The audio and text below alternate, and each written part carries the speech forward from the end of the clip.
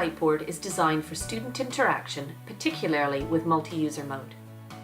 To access multi-user mode, click the button on the toolbar.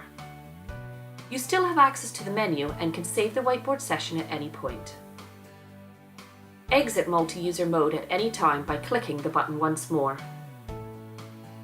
Multi-user mode is indicated by a vertical dotted line down the center of the screen, and both toolbars include annotation tools, default colors, color palette, the eraser tool, clear all, and mask tools.